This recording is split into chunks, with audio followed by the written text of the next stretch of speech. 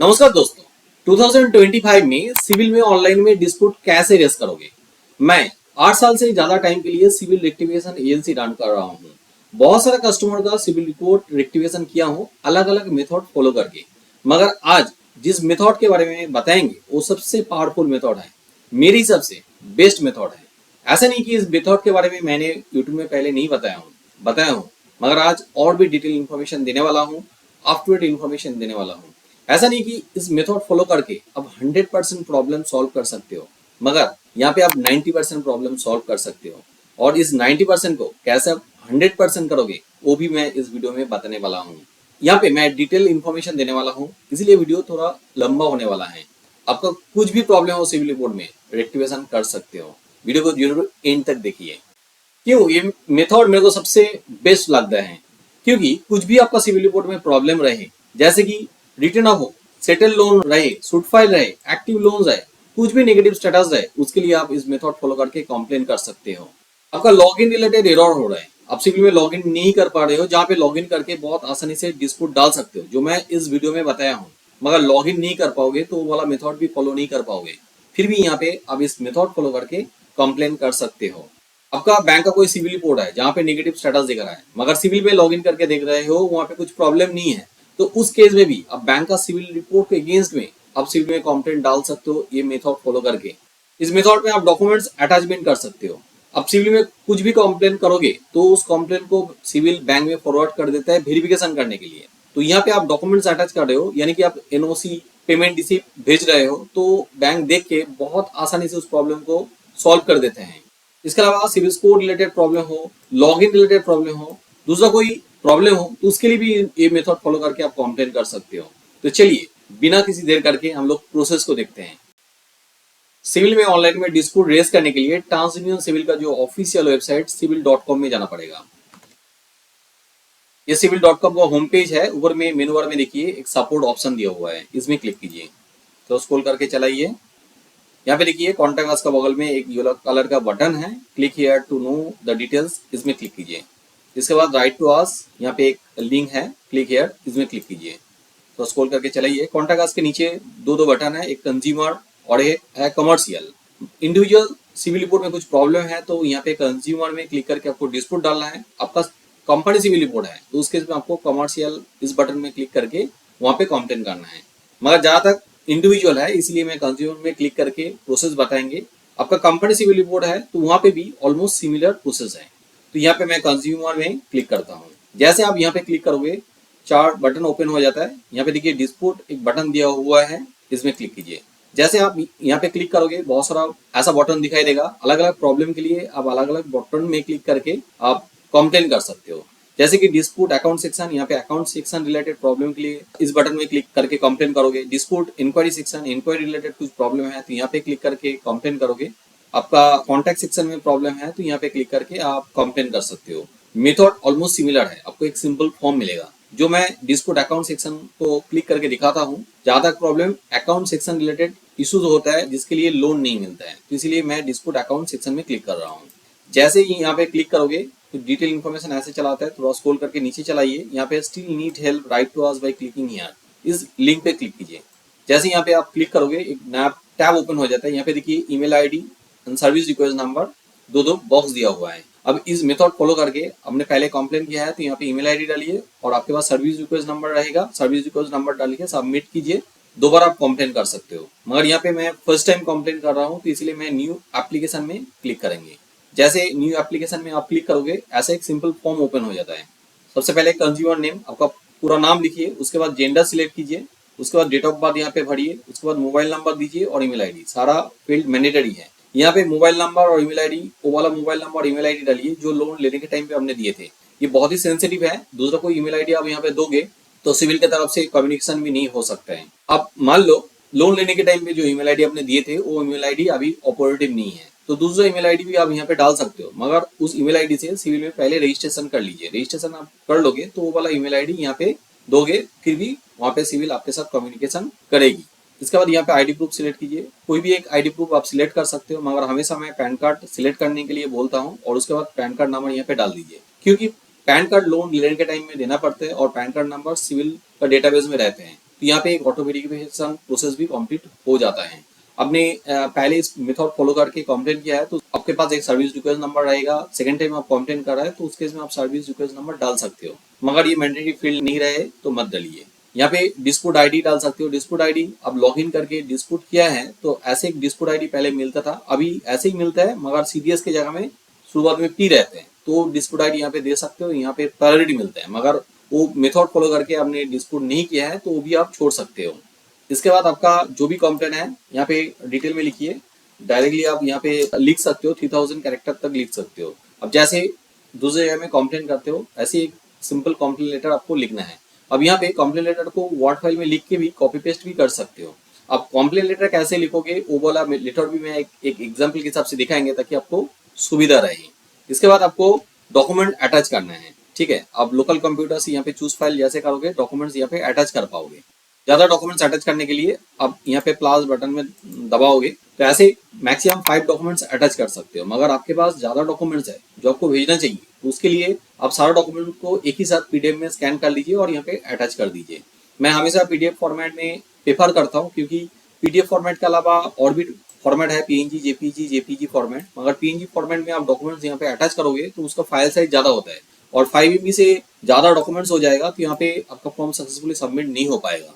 और एक चीज आपको ध्यान में रखना है, आप कोई भी डॉक्यूमेंट्स यहाँ पे अटैच कर रहे हो जैसे कि सिविल रिपोर्ट या तो बैंक स्टेटमेंट, तो पासवर्ड प्रोटेक्टेड नहीं होना चाहिए। पासवर्ड को पहले ब्रेक कर लीजिए उसके बाद यहाँ पे अटैच कीजिए। अच्छा, यहाँ पे और एक नया इन्फॉर्मेशन है जैसे कि upload latest address proof when an address and transaction are not older than 3 months। इस चीज को ध्यान में रखिए। मेरा कस्टमर मुकुल बनर्जी, उनके लिए मैं यहाँ पे कंप्लेंट डालेंगे तो पहले उनका सिविल रिपोर्ट को एक बार देख लेता हूँ। ये मुकुल जी का सिविल रिपोर्ट है। यहाँ पे मोस्ट इंपॉर्टेंट इन्फॉर्मेशन है ये कंट्रोल नंबर, क्योंकि ये कंट्रोल नंबर आपका कंप्लेन में जरूर देना चाहिए। जैसे आप सिविल में कंप्लेन करते हो सिविल भी इस कंट्रोल नंबर से रिपोर्ट को रिट्रीव करके देख लेता है उनके तरफ से कि प्रॉब्लम जैसे बता रहे हैं वैसे प्रॉब्लम है कि नहीं। आप सिविल के साइड से रिपोर्ट उठाओगे, बैंक का रिपोर्ट लोगे और अलग अलग साइड से रिपोर्ट उठाओगे तो रिपोर्ट देखने में अलग लग सकते हैं, मगर ये कंट्रोल नंबर जरूर रिपोर्ट में रहेगा, एकदम ऊपर में रहते हैं। थोड़ा स्क्रॉल करके नीचे चलाइए। पहले बेसिक इन्फॉर्मेशन रहता है कस्टमर का, उससे भी नीचे यहाँ पे अकाउंट इन्फॉर्मेशन है। यहाँ पे देखिए एचडीएफसी बैंक का एक पर्सनल लोन है, ये अकाउंट नंबर है। जो लोन सैंक्शन हुआ है 2007 में और ये लोन रिटर्न ऑफ है।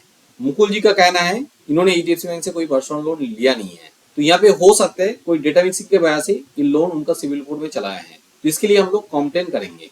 तो कंप्लेन लेटर को कैसे लिखना है, यहाँ पे मेरा स्टाफ पुलकिता बेताल एक बहुत बढ़िया लेटर लिखा है, उस लेटर को आपको पढ़ के सुनाता हूँ ताकि आपको कुछ हेल्प हो जाए। सबसे पहले देखिए इन्होंने लिखा है, I am Mukul Banerjee residing in Tarapada Chatterjee lane, Shibpur, Howrah, West Bengal. My date of birth is this, my PAN card number is this, and Aadhaar card number is this. After reviewing, I found an HDFC Bank personal loan account number mentioned in my civil report.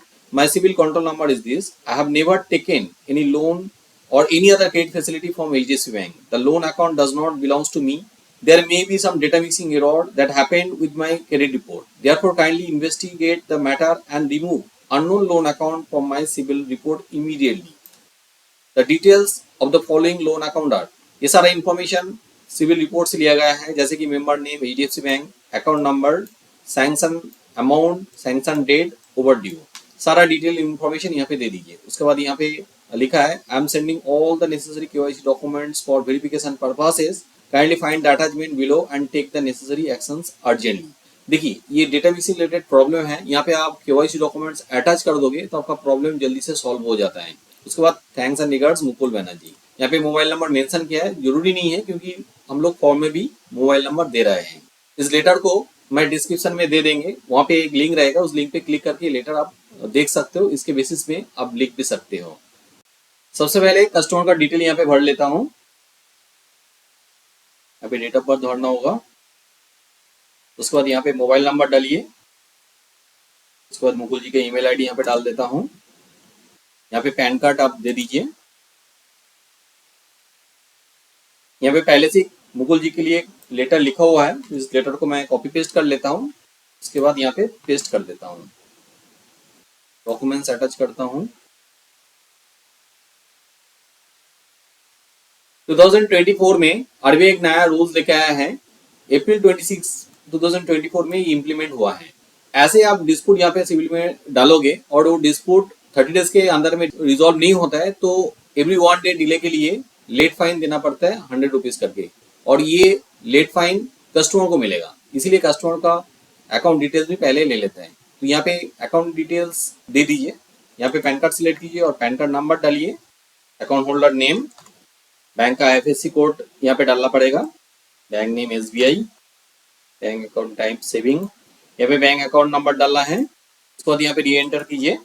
यहाँ पे एक check box दिख रहा है, इस check box को tick mark कर दीजिए। उसके बाद यहाँ पे एक कैप्चा कोड दिख रहे हो, इस कैप्चा कोड को यहाँ पे डालिए, यहाँ पे डालने के बाद सबमिट कर दीजिए।